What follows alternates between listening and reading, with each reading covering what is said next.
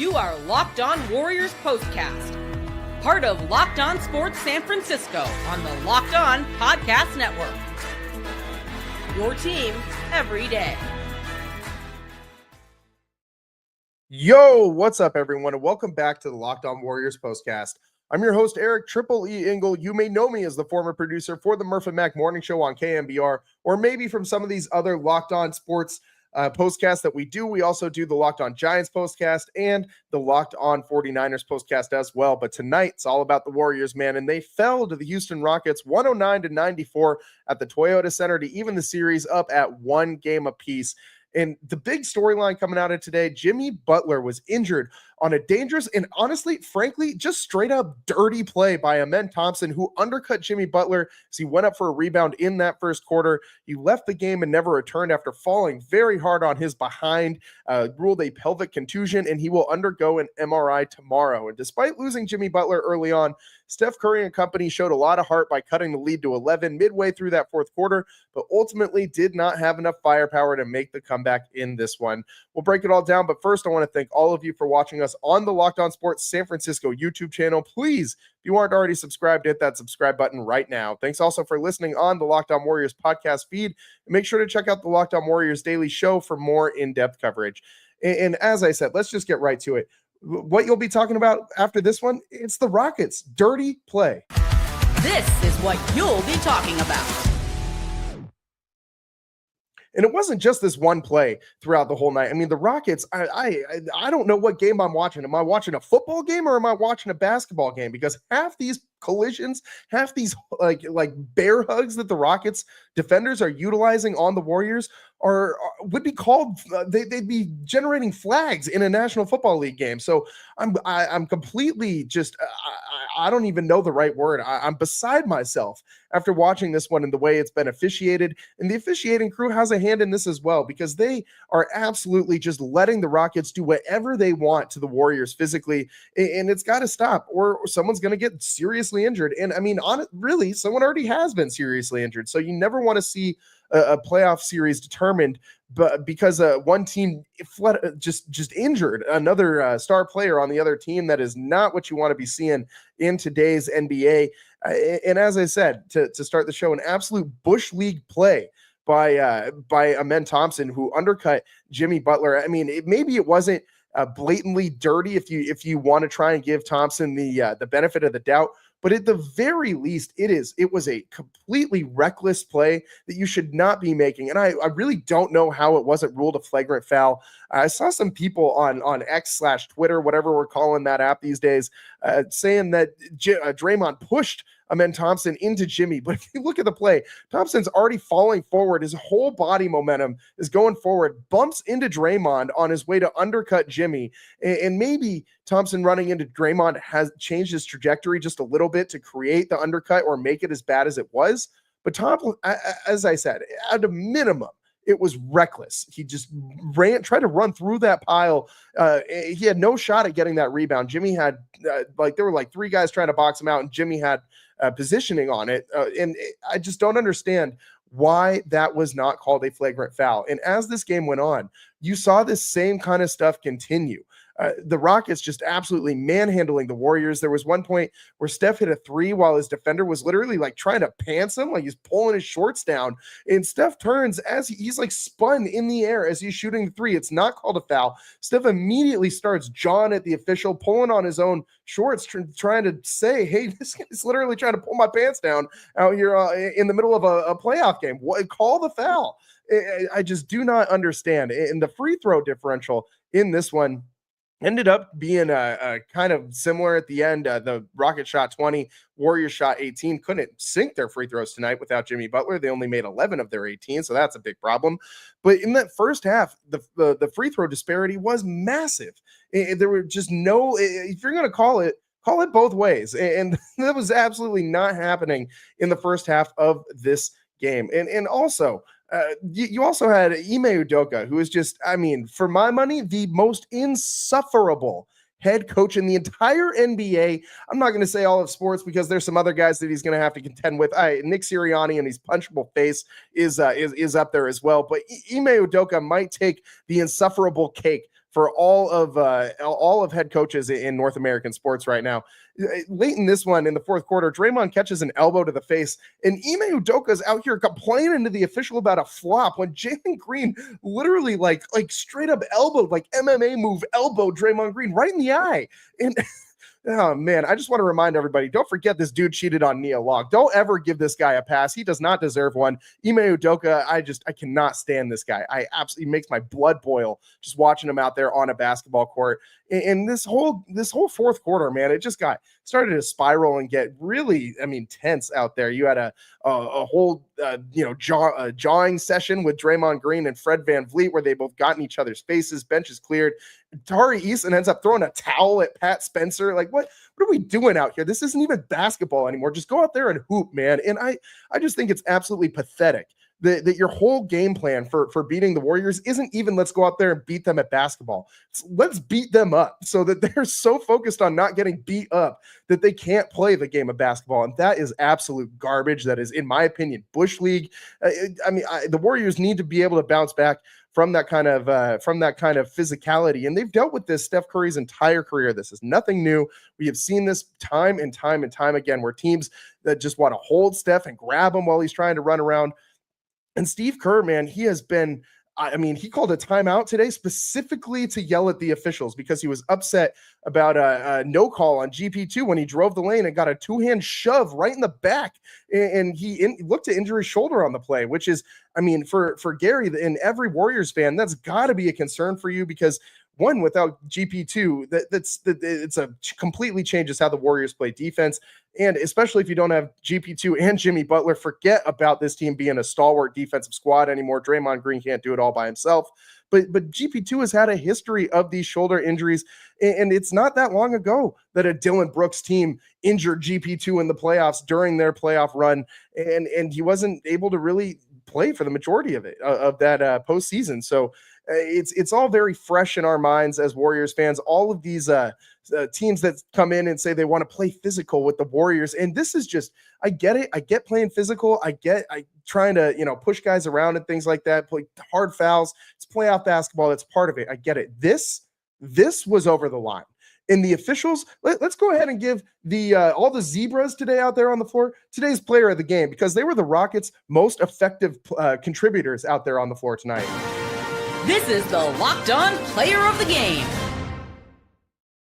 And we're going to give all three officials out there tonight the Locked On Player of the Game for the Houston Rockets, because the Warriors didn't really have much going for them tonight. Steph got to 20 points, struggled to get there, 6 of 15 from the floor.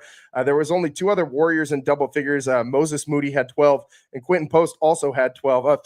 Jonathan Kuminga also had 11 points on 4 of 12 shooting. You never want to see more field goal attempts than points. That is never a good night out there on the floor. So, really, the most impactful player tonight was not even a player. It was the officials for the Houston, basically for the Houston Rockets. Might as well have been wearing Rockets jerseys out there at the Toyota Center. And I don't think that I don't buy into the whole NBA is scripted thing. I think a lot of people take that a little bit too far. We do know the NBA officials have a history of trying to keep games close, trying to make series go longer. Tim Donaghy, that happened. That wasn't just like a story that somebody made up. That dude got caught cheating and changing outcomes of games for betting purposes. Like that did happen. That's a real thing. And it's hard not to think about stuff like that when you see games that are officiated this way.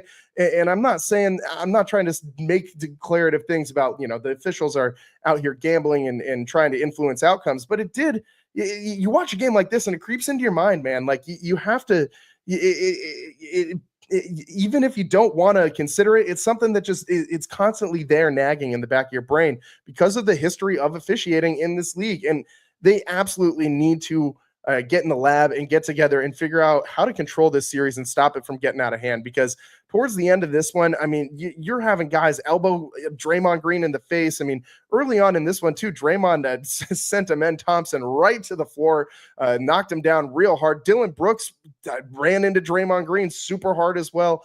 Draymond Green kind of spun around and grabbed him too. And it's obviously a lot of this is going to be directed at Draymond. And I know that Draymond Green can handle it. I'm not too worried about Draymond getting into a physical battle with anybody on the Rockets. My money is on Draymond Green. I don't care which Rocket you're going to send up there to square up with Draymond. If they were all to get in a boxing ring, I think Draymond Green's the last one standing. But we've seen Draymond throw a pretty effective punch before, but anyways, I digress. The Warriors tonight, I mean, without Jimmy Butler, they looked futile out there. They turned the ball over 15 times. They got absolutely destroyed on the glass. 47 rebounds for the Rockets, 33 for the Warriors, and they just were so out of sorts. And as I said, at the free throw line, they really suffered. Just 11 of 18 on their free throw attempts without Jimmy Butler. They did shoot 39.5% from the 3-point line, which is pretty good from beyond the arc for this Warriors team. Anywhere near 40%, I can live with that.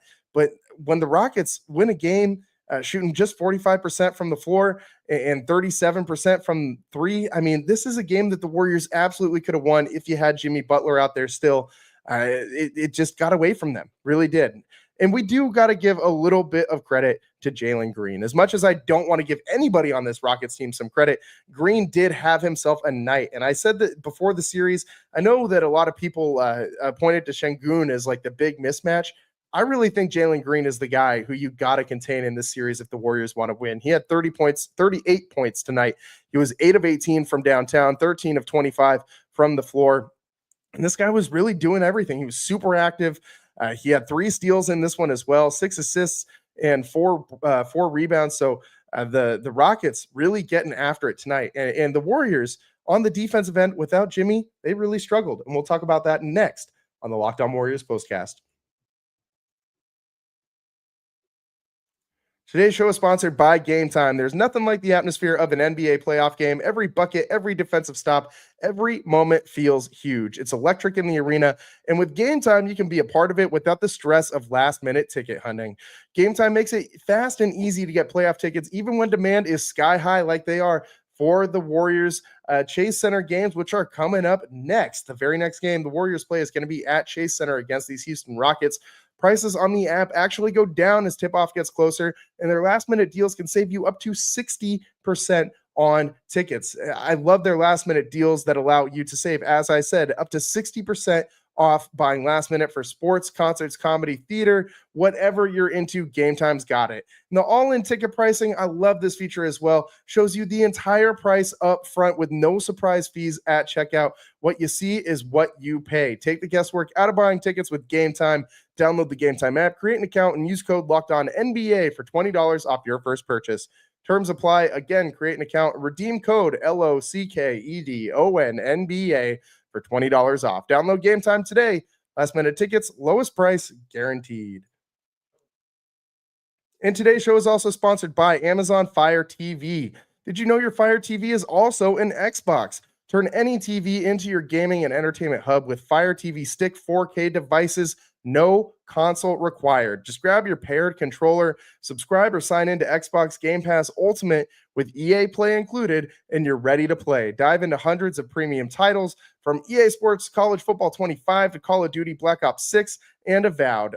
As easy as you stream your favorite shows, it's gaming made simple, and it's all on your Fire TV.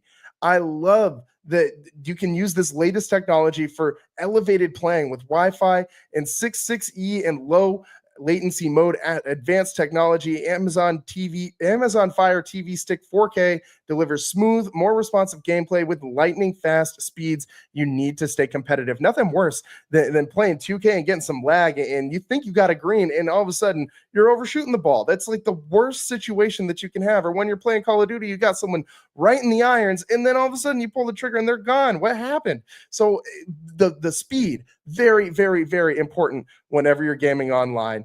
And I absolutely love the college football 25 feature. This is probably the game I've played the most over the last year. I cannot get enough of it. We waited so long for that game to come back, and it's finally here. So why not take advantage of your Fire TV Stick 4K device and download all the things that you need to get in on the Xbox action, and hit me up on the social media. We'll get a game going, man. We'll figure it out.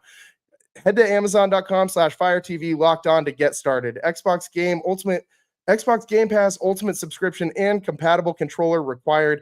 Available on select devices, including Fire TV Stick 4K second gen, Fire TV Stick 4K Max first and second gen, and Fire TV Cube third gen. Welcome back to the Locked On Warriors postcast. I'm your host, Eric Triple E Engel, and tonight, the Warriors, man, they after Jimmy Butler went down, that felt like they had no shot in this one. 109-94 loss out there at the Toyota Center. The series is even at one game apiece. So the Warriors did at least do their job out there in Houston in their first two games. They took home court advantage from the Houston Rockets. But I don't care if the Warriors got home court advantage. If you don't got Jimmy Butler, this team has no shot at winning. So all of us are going to wait with bated breath for the results of that MRI that Jimmy's going to undergo tomorrow. Because, I mean, I saw what the team looked like with Jonathan Kuminga out there on the floor tonight. And you know, it kind of makes me back what Steve Kerr did. And I really don't want to see Jonathan Kuminga leave this team in the offseason. I really think that if he has an offseason where he can learn how to play with Jimmy Butler, that this team could, I mean, really take it to the next level next season. But I don't see a situation in that happening. Kuminga did see the floor tonight, and Kuminga was very bad tonight. Like, this guy had 12 shots and only scored 11 points. He was 4 for 12 from the field in 26 minutes, only had 3 rebounds. You need to have a lot more than that if you're going to be in there subbing for Jimmy Butler. He only shot 2 free throws, and he and Jimmy have not been very good on the court together at the same time. And Kuminga just doesn't bring that same level of defense that Jimmy Butler does. And it's not just an individual thing. Like, Jimmy Butler makes everybody else on the court better with his defense. And if you don't believe me, just look at the steals with Jimmy Butler. I mean, the Warriors had like 14 or 15 steals in their last time out. Tonight, 7. Because Jimmy Butler was not out there on the floor. It's a big deal when Jimmy's not there. I mean, Draymond had 3. He's the only Warrior with more than 1 steal tonight. And Jimmy sets other guys up for success on the defensive end of the floor. He stabilizes the non-Steph minutes in a big way that nobody else on this team can seem to do. And he can slow things down. He can get to the line. He knows how to set up defenders to get them in bad positions, to draw the foul. And he's methodical about what he does. Kuminga, not at that point in his career. Maybe someday he'll get there. But right now, Kuminga's just trying to use his athleticism to out-athlete everybody. And while he can do that, he's got the crazy speed, the crazy bunnies, but he's just not that same kind of cerebral player that Jimmy Butler is. And it really affected the Warriors tonight on the defensive end of the floor. They gave up a lot more points tonight than they did in game 1. And the Rockets are going to play a really tough brand of defense. We know this. The Rockets are a very good defensive team, but they're not a very good offensive team. They are one of the worst offensive teams in the NBA, and the Warriors can take advantage of that. But without Jimmy Butler, things are going to get much, much, much harder on the offensive and defensive ends of the floor. The non-Steph minutes are a problem. And I mean, you even saw Pat Spencer get some run today because, Pat Spencer got some run today because Brandon Pajemski was sick in this one. Said he had pretty bad food poisoning. We were hoping for a Jordan-like flu game. Instead, we got the opposite of whatever a Michael Jordan flu game is. We got the Brandon Pajemski flu game, which is not quite the same as MJ's legendary one that he had. But you can't be missing 2 starters in the playoffs and hope to win, especially when you're a 7 seed playing a 2 seed. I know the Warriors aren't your typical 7 seed, but you can't have 2 different starters that are that essential to your success and not play basically in this game. I mean, Jimmy Butler played 8 minutes and Pods played 14. So that's not a recipe for success for the Golden State Warriors. And as I said, it's all going to hinge on Jimmy Butler coming back from this injury. Maybe he has to sit out a game or 2. And if the Warriors could just even split those games at Chase Center without Jimmy Butler, I mean, I'm if he sits for as long as Steph had to sit, it's gonna be like 2-3 games before Jimmy can come back. Hopefully 2, because you aren't playing back to backs. The schedule is a little more spaced out in the playoffs. But it's also Jimmy Butler. Like, this guy in the postseason somehow becomes like the Hulk. Like, this guy is unstoppable in the postseason. The only way you can stop him apparently is an Amen Thompson undercut. And we'll see what happens. Waiting for that MRI tomorrow. But for now, the Warriors and Rockets tied at 1 game apiece. They will be coming back to San Francisco, playing at Chase Center on Saturday, April 26th. 5:30 p.m. tip. We will be coming to you live, as we always do, here on the Locked On Warriors postcast. That's all the time we got for you guys today. Thanks for tuning in. I'm your host, Eric Triple E. Engel. We'll see you next time. Peace.